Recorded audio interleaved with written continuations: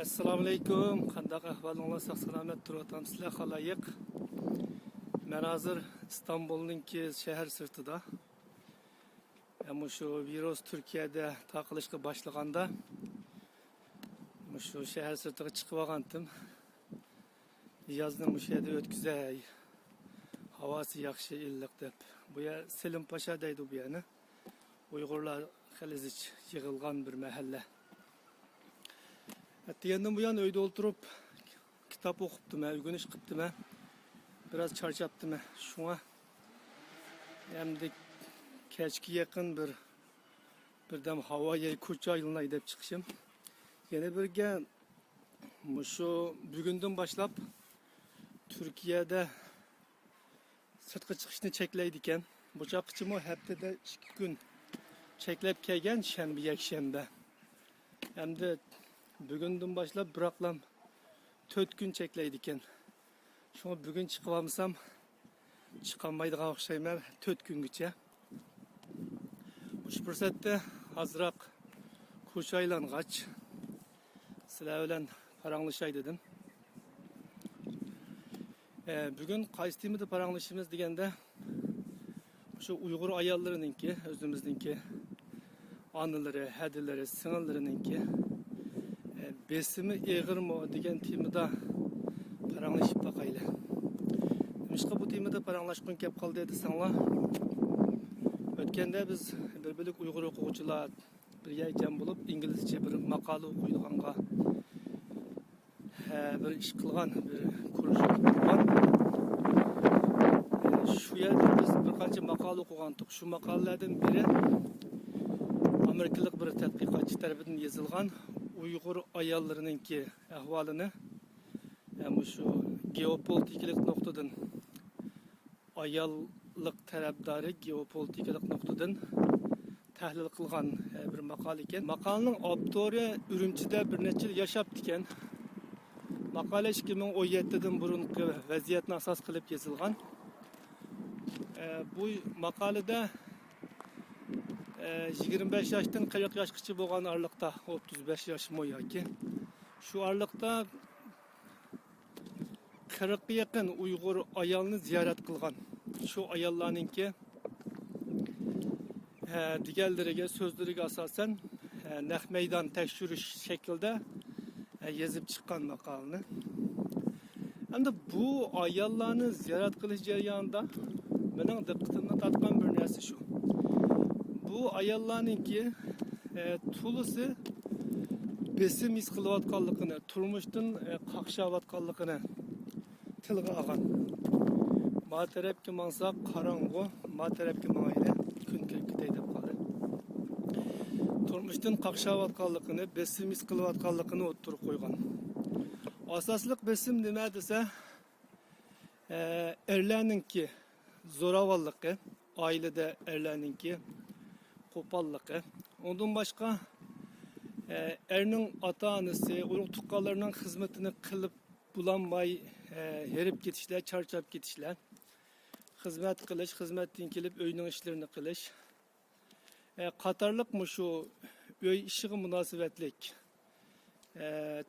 Andinkin erlerinin horulluğuna yaki zoravallıqıga münasebetlik qaqşaşlar. Aslında benimki demek çoğunun muşti. Çünkü bu bizimle münasebetlik mesele. Hem de muşu meselini okuş jarayonida, muşunu oylaş jarayonida benimki köz aldığımga bizning mahallini keltirib baktım. Bizning ailini keltirib baktım. Bizning ailede anamdan başka bir ayol kişi vardı. O bolsa açam.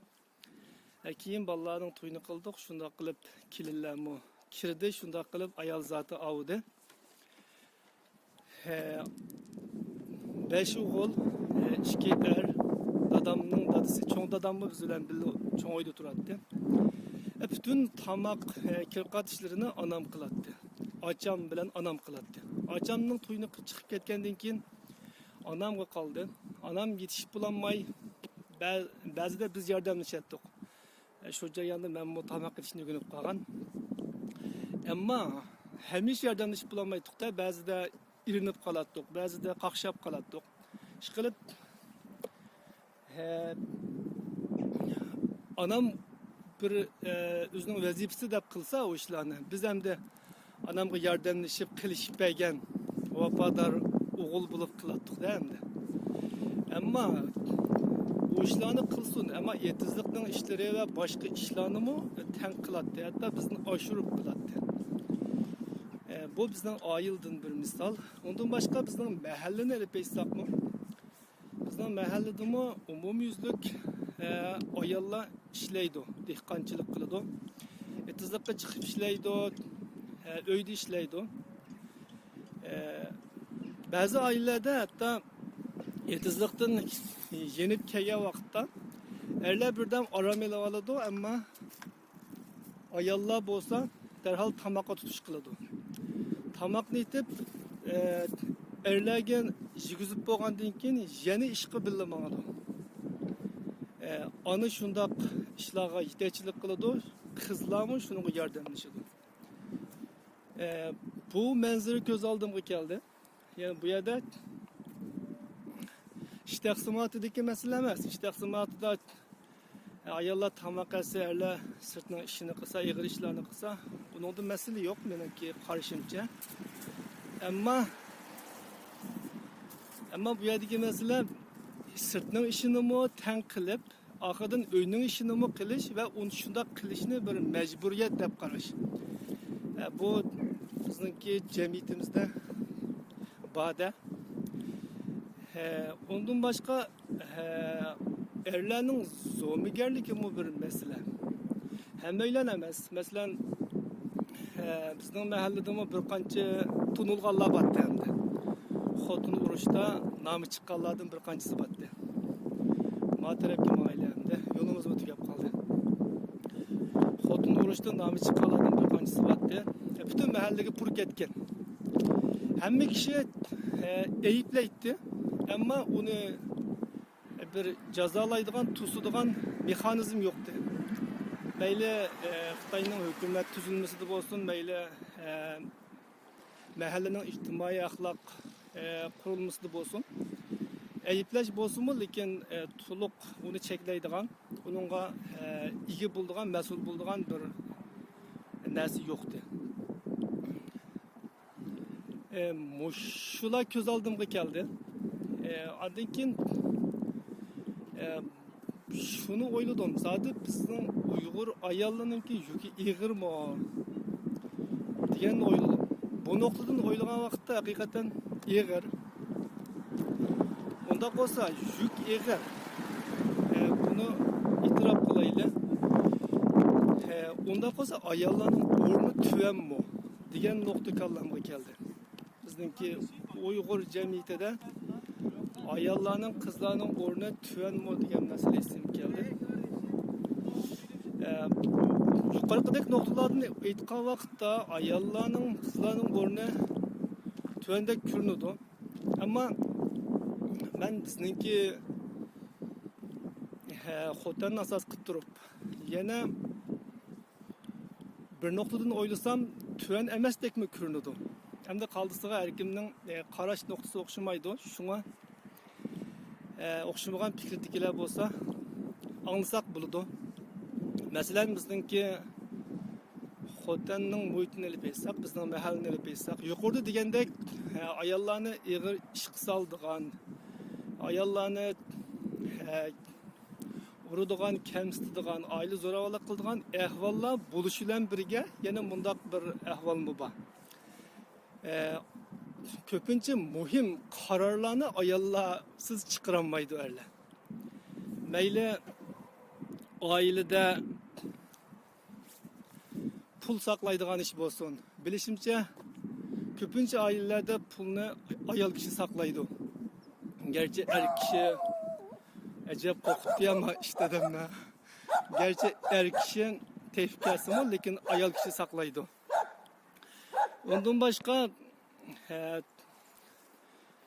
mesela kız beriş, kız eliş, toy kılış, ademgerçilik işlerden ayollarınki gipi asasen gep buludu.